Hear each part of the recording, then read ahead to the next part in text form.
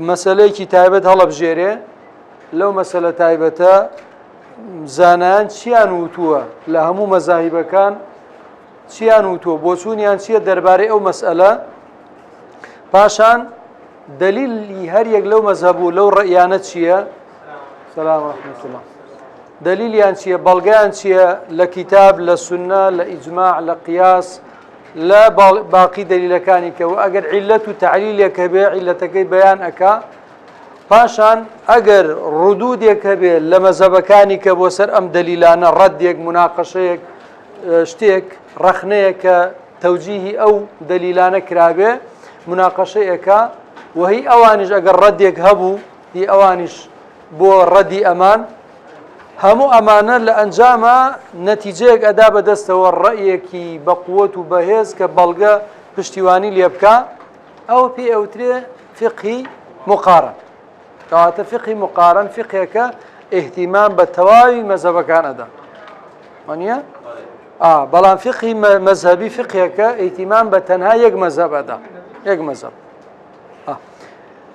فقهی مقارن مثلا کتێبمان هەیە لە فقهی مقارنە وەکو بداية المجتهد بداية المجتهد ئەوە کتێبێکە هی ئیمامی ابن رشد الحفید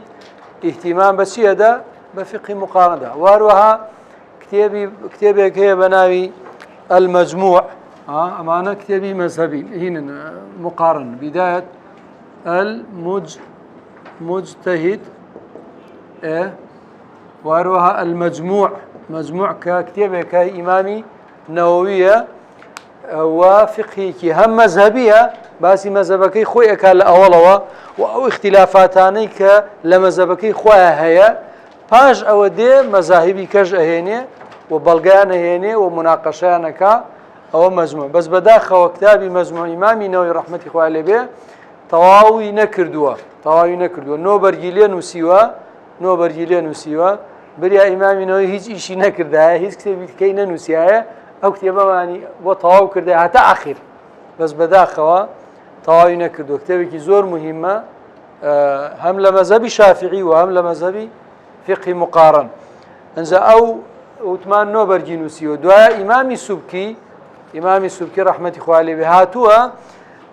ئەویش دوو مجەلەدی نووسیوە ئەویش هەر تەواوی طبعاً ئەویش تەواوی کردای هەر باش بوو ئەویش تەواوی نەکردووە لە ئەنجامە هەر بە ناتەواوی ماوە دوای ئەوە چی هات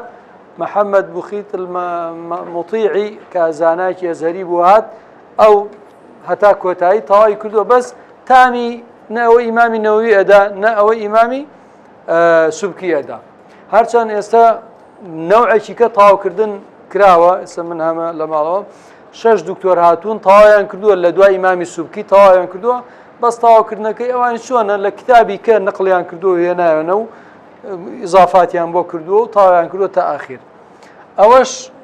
بەس تامی هەروەکو وتم تامی ئەوەی ئیمامی نەووی سوبکی نادا بداية المجتهد مجموع کتێبێتر زۆر مهمە ئەڵبەت دوو کتێبە ئیمامی ابن عەبدولبەڕ ئەمە دوو کتێبی زۆر مهمە الاستذكار لەگەڵ التەمهید ئەم دوو کتێبی مقارن زۆر گەورە و مهمن تەمهید فەرقی چییە لەگەڵ ئیستیزکار هەردووکیان شەرحی موەطەئی ئیمامی مالیکن بەڵام تەمهید شەرحە باعتیباری شەیخی ئیمامی مالیک شویوخی هەیە یعنی بە پێی شویوخەکانی ئیمامی مالیک هێنایەتی حەدیسەکەی هێناوە و شەرحی کردووە بە پێی تەرتیبی فقهی نییە بابی تەهارە و سەڵات و اینجا زەکات و سەوم و حەج و تا ئاخیر وان نییە تەرتیبی چییە على حسب تەرتیب ئەسما شویوخ الئیمام مالیک بەو تەرتیبە هێناوێتی بۆیە زۆر هینە یعنی تێکەڵە لە ڕووی فقهیەوە تێکەڵە بۆ نادۆزێت و زەحمەت بەڵام ئیستیذکار هاتووە چی کردووە هاتووە بە پێی تەرتیبی فقهی شەرحی کردووە زیاتر ئەمە ئیستیفادەی چاکی لێگری هەرچەند ئەمەش بە تەرتیبی فقهی تەرتیب کراوە زانایەک هاتووە تەرتیبی کردووەتەوە بە پێی تەرتیبی فقهی ئەوەش کراوە هەردووکیان دوو کتێبی زۆر مهمن زۆر و پێش ئەمانە گشتی کتێبێک هەیە بە ناوی دوو کتێبە ئەڵبەت یەک ئەلئەوسەط دوو ئەلئیشراف ئەم دوانەش کتێبی إمامي ابن المنذر. إمامي ابن المنذر طبعا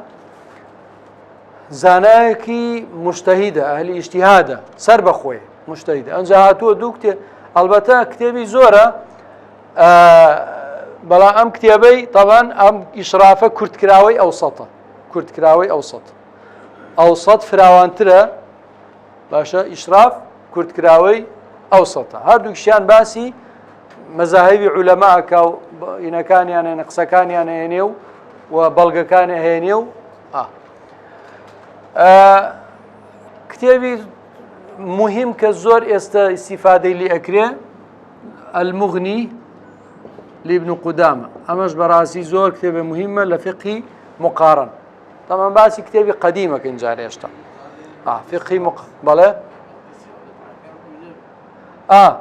نجا أما ابن قدامة دو مقدسي هي ايش كان الشرح الكبيرة أي تريشان شيء المغني أو الشرح الكبيرة قبراتان هبه نقطة فارزة شيء همي نقل كردو لا نقل كردو زور بيشتكاني لو نقل كردو يعني مقدسي شرح خاوني شرح الكبير لشيء نقل كردوها ناتوين بلندزين يعني خوي راسي دوينية بروابك توبرو تماشاي كتب متأخرين بك بتاببون من المذهب الشافعي يعني نقطة فارزة بهموي بحذافيرها نقل كردوها لك ببي أويك إسنادي بابل فرانكز وايد يا في ساكز وايد جاء أو هيا أو كات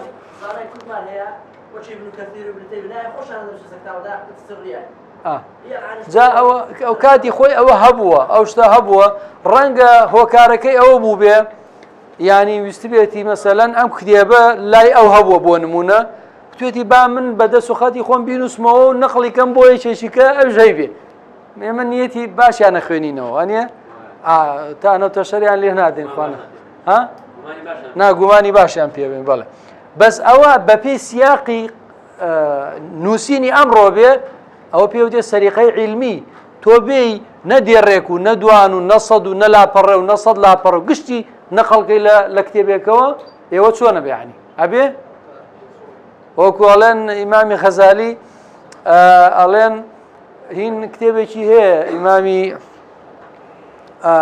راغبي أصفهاني بناي الذريعة إلى مكارم الشريعة ألا إمام غزالي هسا كردو استبطنه في بطون الأحياء يعني هاتوها تواندوتوا لنا إحياء خوي هموي نقل كردوها لنا إحياء علوم الدين استفادة لو كتابة زور كردوها بهر حال أما نقل كردن باشوايا من بركة العلم إسناد القول إلى قائله من بركة العلم إسناد القول إلى قائله جرنجا كسيك بو چونك خاواني هر فكريك هر قصيك أو كبلي أو بناي أوه أو خاوانيتي أو مبدعيتي داهينريتي يقناحني إيش كبي بابا بي أويك باسي شخصك بك باسي أو نفر بك كلي ونقل كردوه إمامي بلين ابن قدامة وهروها إمامي النووي زوربي إجماع كان لشي نقلك لا إمامي ابن المنذر زوربي إجماع كان وزوربي اختلاف كان على أم موضوع إجماعي لسرا شو وايوتو ابن المنذر وايوتو زوربي زوري إجماع كانوا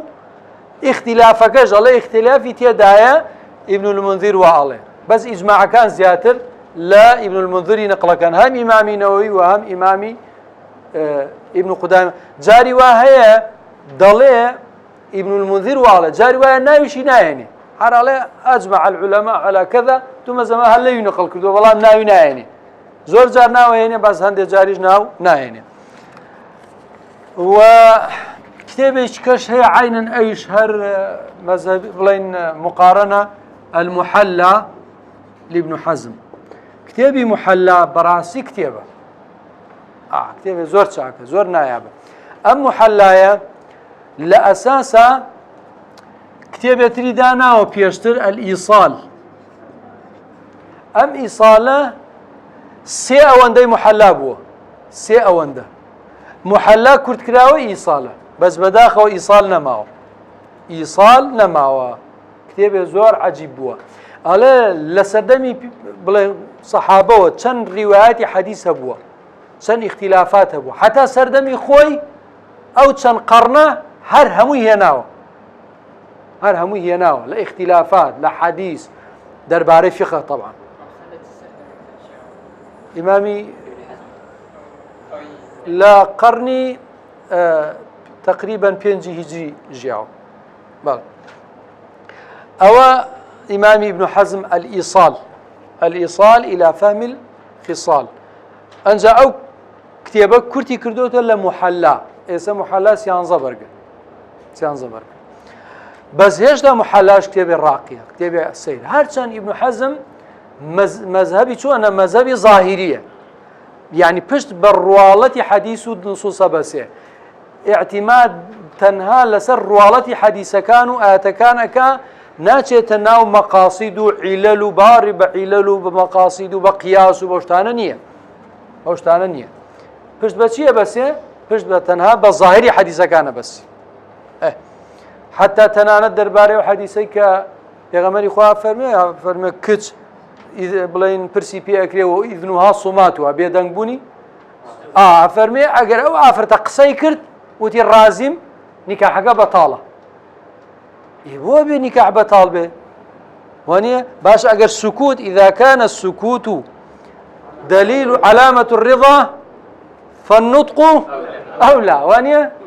ئێستا وەڵێ نوتق بکە نیکاحەکە بەتاڵە. چۆنە بێ؟ بۆیە ئیمامی ابن القەیم لە زاد المعاد فەرمێ هو اللائق بظاهريته، هو اللائق فعلا هو اللائق بظاهريته. ئەمە مەذهبەکەی خۆیەتی ظاهریە، تەماشای ڕواڵەتی نصوصەکانەکە. گرنگ ئەمە باسمان لە شەخص نییە هەڵەیەکی کردووە دوان مهم ئیسیفادەی لێ گریانە کتێبێ زۆر نایابە، زۆر عەجیب و نایابە، زۆر چاک. بەڵام لە هەموو ئەمانە کام کتێب ئەگەر ئینسان بێوێ اختیاری کا بڵێ لەناو هەموویانە کامە پێت باشە؟ بەڕێی خۆت تۆ ئەڵێ مەجموعە نییە، من ئەڵێم بڕێی من ئەڵێم وانە. کام جا ئیساڵ نەماوە فەوتاوە. مغنی بەڕاستی مغنیە، ئەگەر یعنی هیچت نەبێ بەس مغنی دەبێ مغنیە. بەڵێ نا ئیمە ئاخر تەواوی نەکردووە، مەجموع تەواو نەبووە.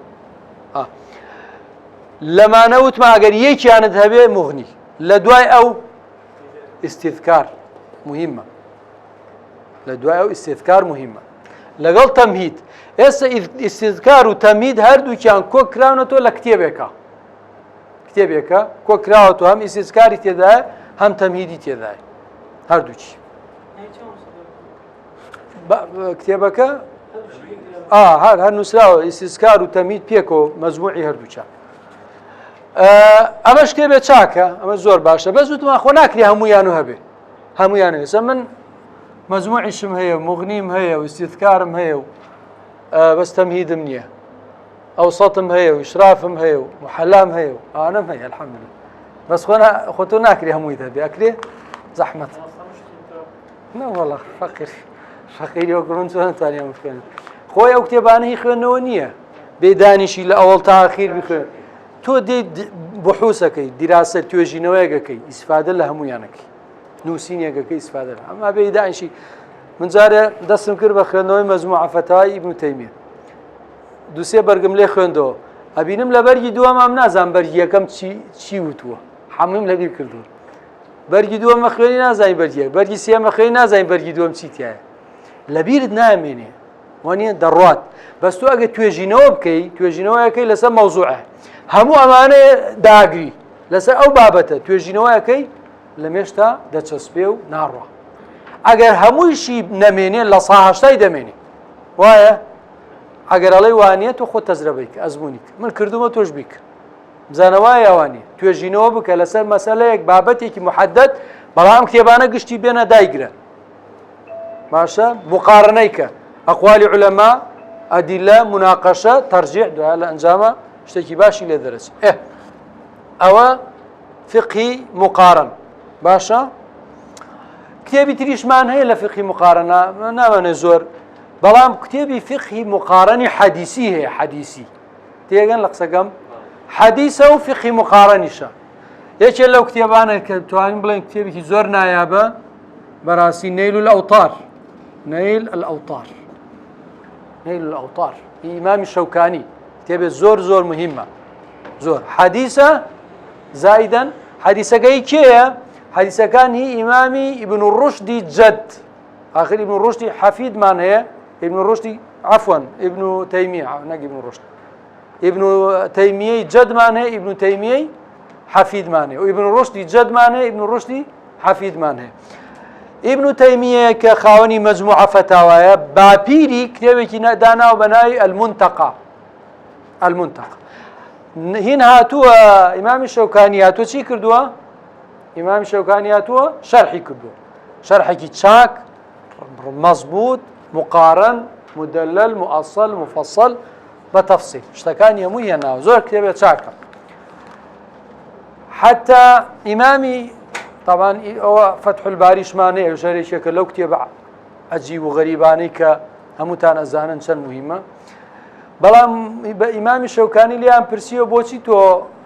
هنا شرح بخاري ناقي فرميتي لا هجرة بعد الفتح تيجن يعني سي فتح الباري تاو لا هجرة بعد الفتح يعني بعد الفتح الباري لا هجرة بعد الفتح فتح الباري إمامي ابن حجر بستوبين صال خريكي بوا أنزا إمامي عفوا ابن حجر إمامي ابن حجر بوخوي آخر بلا حديثي أمير المؤمنين في الحديث آخر بلا شيء لدواء حاكم أمير المؤمنين في الحديث بعض العلماء نزيك يدع علماء بعض ذاك دلن أمير المؤمنين في الحديث يقولوا أنا إمامي ابن حجر أو بشرح حديث البوبكا أبي تسون به كواتا لا هجرة بعد الفتح بلام كتابة كين للأوطار زور مهمة لدواء أو سبل السلام كتابة شاكا أيشهر حديثة بلوغ المرام حديث إمام ابن حجر وهاتو شرحي كردوه شرحي كتشاكي كردوه ومقارنيشة إثر كتاب زورة من نامانه لا لم تاريخي تازج بلين أو كتابك ماني بناي مسائل في الفقه المقارن أو اشتي تازية ما عندك مسائل هي دكتور هاشم جميل متان رنقبيني بيتان كتابك تشاكا زور بسودة أما فيري أو الدكات شون دراسة وتوجينه لسر بابتكاني في قيب كي بمقارن فيري أو الدكات شون استدلال بكي وشون ولامي دليل بديتوا عبو شيء شتيجي جوانا فير الدكا أما فقهي مقارن بوشي هذيك وثمان باشا إما بوشي إشمان هي بن فقهي مقارنة أهمية الخلاف يا الاختلاف بعض قالن خلاف واختلاف فرقي نية بعض قالن خلاف واختلاف فرقي هي كيشنية لا مشاحة في الاصطلاح بوشي اختلافات علماء بزاني جرنجا ما مصطلح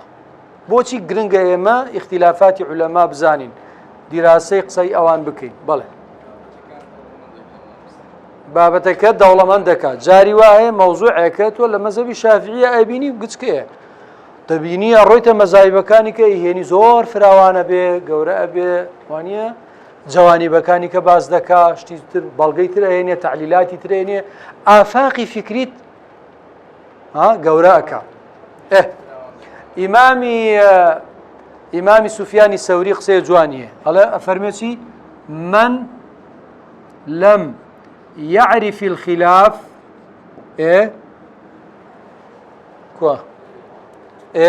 دعي والتي لم يشم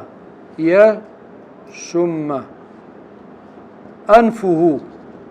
رائحة الفقه زانا فقه أولية مذهب بزاني حمو منهاج لبركة تبو يبقى فقيه لا والله حمو منهاج لبركة نابي تفقيه فقه لبركردني محفوظات نية لبركردني مسائل نية زاني إمامي ابن رشد سيد زواني هي الله فقه زي وەکو چی وایە كبائع الخف یا كبيع الخف يعني ئەڵێ کەسێک دوکانێکی هەبێ خوف بفرۆشێ خوف ئەزان چییە ئەوەی لە پێ خوف بفرۆشێ ئەو کەسەی دروستی ئەکا شارەزە لە خوفی ئەو کەسەی ئەیفرۆشێ ئەوەی دروستیەکە وایە ئەوەی کەواتە ئەو کەسەی شتێک لەبەر ئەکا وانە وەکو وایە کە خوف بفرۆشێ بەڵام ئەو کەسەی کە دروستی ئەکا ئەوەیە فەقیهەکە فقيه أويه فقه أويه بتواني فقه الصناعية فقه احتكاك لقل نصوصه لقل واقعه يعني استنباطاته أشتانية فقه أو نية ولا بركي كاتي خويا لحزرة فقيه وشد هني أن لبركر أو شتو متونانان لبردكر وأنا بو متنا كان لبردكر إذا جاري أبو ما صار كتير بقى بشان نأدان أولي دوباره كردبوه وتبي هذا فقه ورا هذا إعلام يعني شيء يعلم بزانة إعلام بزانة والله نازانة ما أصلا يكون إعلام يعني بزانة يعلم بزانة إعلام بزانة والله نازانة ما أصلا نسي أو نيوتو بلفر بيري لو نكرد إعلام يعني بزانة أو غلطة تو راسة لبركردن مهمة راسة جرينجا لبركردن زور مهمة من حفظ المتونة تعلم الفنون شت زور مهمة لبركردن بلان تنها مجرد لبركردن حجني تنها مجرد بس لبريكي ليتي نجي لي حالي نبي قال كينيا بويا همو مذهب شافعي لبربي همو كتبي مذاهب لبربي اگر اها لنا وحديثي حتى اها حنفيه كان دلن شي دلن او كسي رواياتك اكا اگر حافظ به فقط فقيه نبي فرقه لقل اويك حفظ شيء كاو فقه شيء بي كاميان مقدم الروايات كاميان ها اگر تعارض يان كرد دو حديث مانه تعارض يكردو بس راوي شيشان بس حافظه اي تريان حافظ شو فقيه شا كاميان فقيه او فقيه او فقيه بحديثك جارك حديثك نفر جنابه ابو حنيفه هل لو دانشتبو نفرك هات برسيال لابو حنيفه كر جوابي داوا وتي هو شلون او جواب داوا تي لو حديثي توبو من دينا هو ثاني اخوي لبريتي حديثك لبره نزاني وكأعم استنباطيتي ايه كسي ابو حنيفه او استنباطي ليكر كواته هيا بس حفظك عفزي بقوته بس ورا برسيالي ليبكى هيا هم قراني لبره وكو حفظ بلام ورد آياتي ليه برسا بلا ورا كاكا ورا بوم معناك الرنقة نزاني إذا باش أو تسود يكمال لبيني ما زادنا إلا مصحفة وانيا أو مصحفة شيكي بو إضافة كردونو طال أي بو لقى الحفظ كان هول نادي لقرآن اشتيقوا القرآن بو تدبر هاتوا أفلا يتدبرون القرآن كواتم من لم يعرف الخلاف لم يشم أنفه رائحة الفقه أو خلاف نزاني وشارزانا بالعلم خلاف أقوال علماء أصلا بوني فقه نكردوا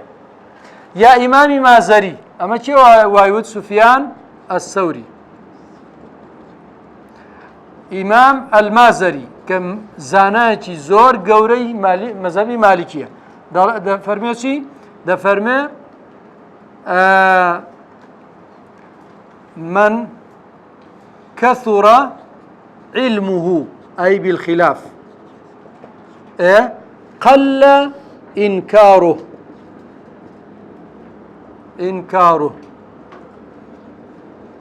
هر کسی علمي زور بو بخلاف إنكاري و تعصبي كما بيتو أو بوتي عندك جار مما تعصبان هي لسر رأي خوما ناين خوارو هو علم من كما حتى علم فراوان بو سينقد فراوان به فكرة فراوان به تقبل آراء زيادة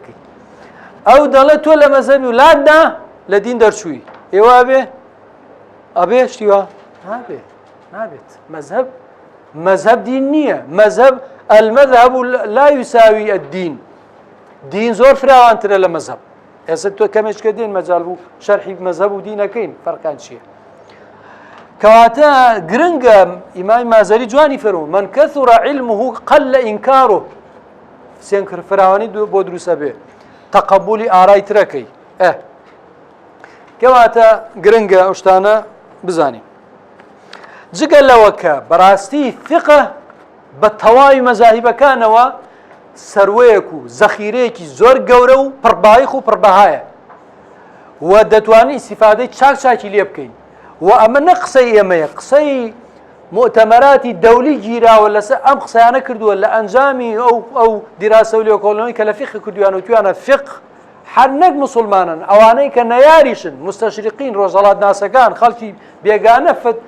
هینیان کردووە بڵێن دانیان بەوە داناوە اعترافیان کردووە کە فقی ئیسلامی فقێکی دەوڵەمەنە فراوانە و دەکرێت ئیستیفادەی قانونی و تەشریعی لێ بکرێت پاڵپشتێک و سەنەدێکی زۆر گەورەیە بۆ قانون بۆ یاسا ئیستیفادەی لێکرێت بەشی زۆری قانونی فەڕەنساڵن لە فقی مالیکی وەرگیراوە وانە ئێستش فقهی تەواوی دووەلی عەرەبی قانونی تەواوی دووەلی عەرەبی بەشی زۆری لەکوێ وەرگیراوە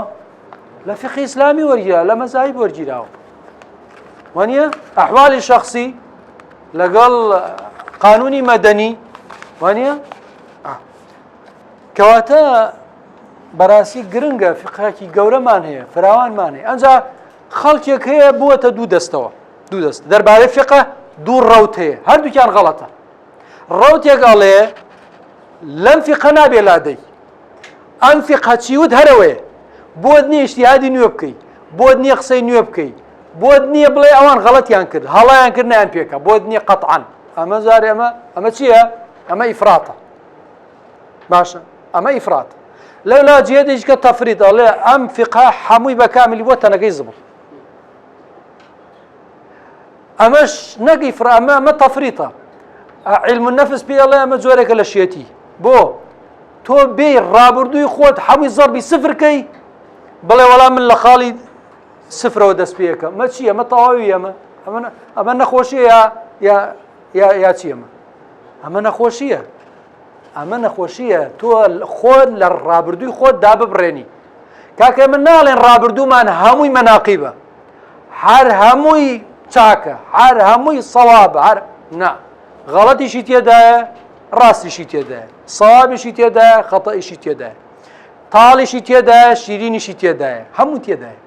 تۆ وەرە تاڵەکەی لا بە شیرینیەکەی وەرگرە چاکەکەی لا بە خراپی چاکەکەی وەرگرە خراپی لا بە و ئەم تەمیزە بێ بکەیت ئەم ئیفراز ئەم فەرز و جیاکردنەوەی بێ بکەیت نابێ بڵێ وەڵا هەمووی ڕەفزکەم نابێ بیژڵێ وەڵا هەمووی قبوڵەکەم بە چاک و خراپ ئەوەش نابێت کەواتە ئەی حەدی وەسەط کامەیە حەدی وەسەط ئەوەیە کە بڵێ کاکە ئێمە پێوەرمان هەیە ئێمە بەڵگەمان هەیە حوجەمان هەیە دەلیلمان هەیە هەر ڕەیەک هەر بۆچوونێک لەگەڵ موافق بوو لەگەڵ مەقاسیدی شەرع لەگەڵ ئەدیلەی شەرع لەگەڵ مەصالحی خەڵک ئەو دەلیلە ئەو ڕەیە هەڵەبژێرین و هەوەرەگرین و لەگەڵ واقعی خۆمان بگونجێ ئەوەشی نەگونجێ و نەکرا و لەگەڵ بەڵگا یەک نەبوو ئەوە ڕەدەکەینەوە نە ڕەفزی مرۆڤەکە بکەین کەسەکە بکەین کە قسەکەی کردووە نا ڕەفزی ڕەیەکەی یەکەی خۆبڵی ناکەین